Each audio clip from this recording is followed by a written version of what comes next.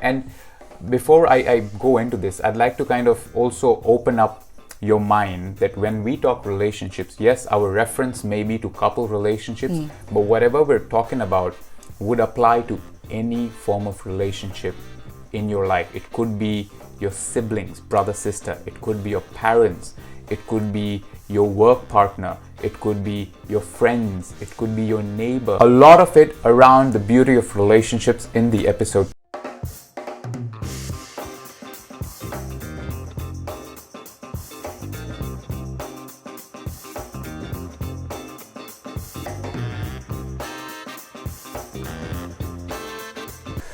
Greetings, namaste, and welcome to another, for this reason, spiritual and soulful episode of Humans on Happiness. And the topic of today is relationships. Human beings as a whole are known to be an ultra-social species, wherein we need, or rather, we constantly have this desire of being in interaction with different sorts of people. I mean, yes, there are people who kind of prefer being alone, but ultimately at some point of time, for our well-being and livelihood, we need to be in connection with another human being. There is that sense of connectedness, and there's been heaps of research around how as human beings or as species we need some form of connection, starting from our own family, to our life partners, to our work relationships, to our social circles. Every part there is a relationship that comes in. However, as you're aware, relationships can be a source of both happiness as well as misery. So in today's episode, we have a wonderful human being, Peir. Thank you. Thank you for having me. Beautiful. Who's going to unpack the impact that a relationship has on our well-being, as well as how to get the most out of relationships that sometimes are not very conducive to our well-being. And there may be a few triggering moments in your life where you are in a toxic relationship that you can't get out of, and we will try and touch on some advice for a situation like that, but a lot of it around the beauty of relationships in the episode today by Peir. Thank you, Peir, for being here, and I'm really grateful to you for inviting me and letting us do this episode in your temple. It's a beautiful, Peir basically is a practitioner of the Buddhist faith here in Wagga Wagga, and she's built this beautiful little Buddhist temple in her own home. So yes, you can see a little bit around. So we're like, that's why I said at the start that this is somewhat a spiritual as well as a soulful episode. As a person, Peir's originally from Malaysia. Yes. However, has now made Wagga home. And as I mentioned earlier, she's a practitioner of the Buddhist faith, not just for herself, but she also coordinates a group of Buddhist followers within Wagga Wagga. And as we all know, Buddhism is a secular faith which is open to all to share the journey and learnings of the path set forth by His Holiness Dalai Lama and Buddha. So, Peir. Yes. We'll start straight off. Tell us the story of Peir in 60 seconds. Well, the very first question usually people ask me is, how do I say your name? So I always say, oh, you just remember Peir Paul, Peir? Yep. So that's the way to say my name. So hello, I'm Peir, namaste. So I born and raised in Malaysia, a very multicultural religious beliefs background. So that give me a lot of exposure into multicultural and linguistic environment, which makes me who I am today. And As everyone else, I'm a mother, a daughter, a sister, in all sorts of different relationships. Talking about relationships, what would be your idea of a healthy relationship? I think a healthy relationship is where we know where, if we have a space in between, we know what the space exactly is.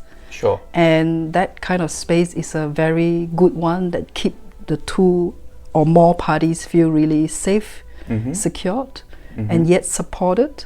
Okay. And also inspiring sometimes and motivating, where it encourages the people involved in that relationship become better and better, or much positive kind of relationships. Right. I know space could be a really broad or vague term.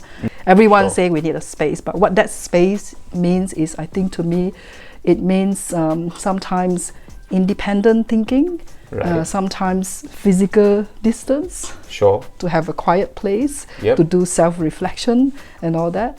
But it could also mean the right way of sharing. Sometimes you have our own space in the part that we have something in our heart that we keep to ourselves, that is probably better for the other person. So that is, to me, is a kind of space as well.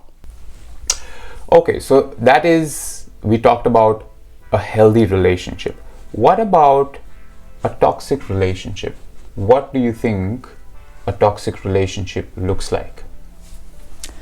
Well, I think a toxic relationship can probably be understood as both parties are not in a genuinely, trying to create betterment or happiness for the other ones, but perhaps in a motivated by negative emotions, that we intentionally want to harm the other party, or want to belittle the other party.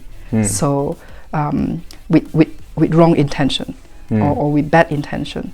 And that way we would try all the way out, whether it's the use of speech or action, to cause grief or sadness, or put the other party in a very miserable situation. So to me, that will be a toxic relationship. And sometimes silence is a weapon as well.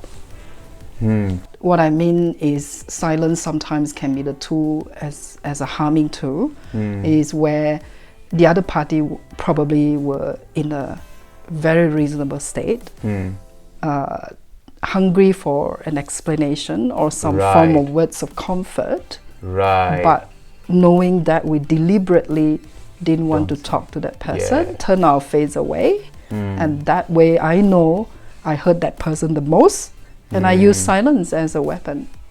Okay, that's profound. True. And we face that situation all the time. I'm going to sidetrack here. And so you mentioned that toxic relations is when someone is intentionally or consciously trying to bring about harm or cause misery to the other person.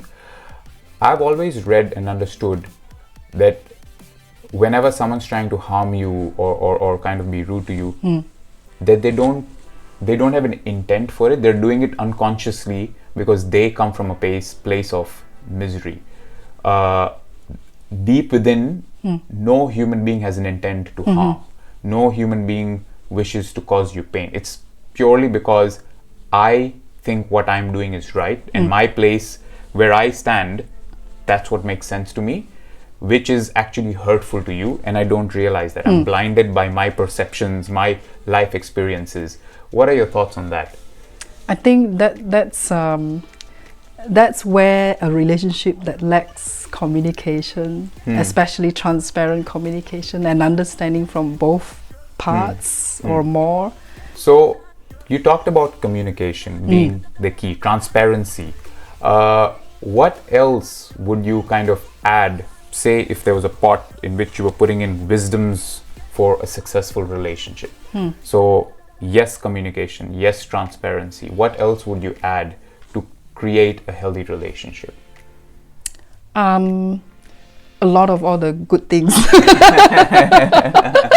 like a lot of all good things for the plant. Right. One example is patience. Yes. Sometimes we need to hold on to our very strong emotions. So we need really strong patience to hold that on. So that needs a lot of practice, and all of us, you know. So then, am I hearing that it's not always healthy to be openly expressive in a relationship?